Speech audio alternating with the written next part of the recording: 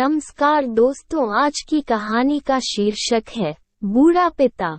किसी गांव में एक बूढ़ा व्यक्ति अपने बेटे और बहू के साथ रहता था। परिवार सुखी संपन्न था, किसी तरह की कोई परेशानी नहीं थी। बूढ़ा बाप, जो किसी समय अच्छा खासा नौजवान था, आज बुढ़ापे से हार गया था। चलते समय लड़खड़ाता था, लाठी की जरूरत पड़ने लगी। चेहरा झुर्रियों से भर चुका था, बस अपना जीवन किसी तरह व्यतीत कर रहा था। घर में एक चीज अच्छी थी कि शाम को खाना खाते समय पूरा परिवार एक साथ टेबल पर बैठकर खाना खाता था। एक दिन ऐसे ही शाम को जब सारे लोग खाना खाने बैठे, बेटा ऑफिस से आया था, भूख ज्यादा थी सो जल्दी से खाना खाने बैठ गया और साथ में बहू और एक बेटा भी खाने लगे। बूढ़े हाथ जैसे ही थाली उठाने को हुए, थाली हाथ से छिटक गई, थोड़ी दाल टेबल पे गिर गई। बहू बेटे ने घृणा दृष्टि से पिता की ओर देखा और फिर से अपना खाने में लग गए। बूढ़े पिता ने जैसे ही अपने हिलते हाथों से खाना खाना शुरू किया तो खाना कभी कपड़ों पे गिरता, कभी जमीन पर। बहू चिढ़ते हुए कहा, हे राम, कितनी गंदी तरह से खाते हैं, मन करता है इनकी थाली किसी अलग कोने में लगवा देते हैं।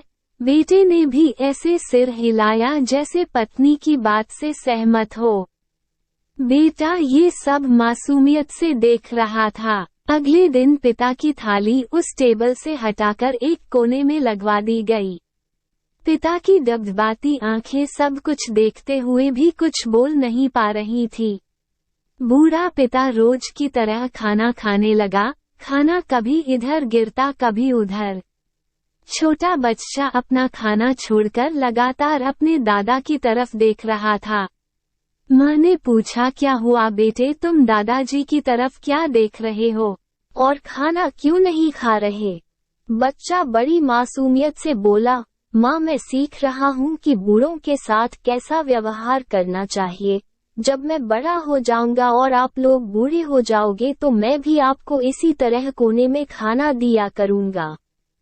माँ बच्चे की बात सुनकर उसकी ओर देखने लगी। वो सब समझ चुकी थी कि अब उन्हें क्या करना है। अब उसके बाद बूढ़े पिता को सबके साथ खाना देने लगे। तो मित्रों, माँ बाप इस दुनिया की सबसे बड़ी पूंजी है। आप समाज में कितनी भी इज्जत कमा लें या कितना भी धन इकट्ठा कर लें, लेकिन माँ बाप से बड़ा धन इस दुनिया में कोई नहीं है। यही इस कहानी की शिक्षा है। कहानी सुनने के लिए धन्यवाद।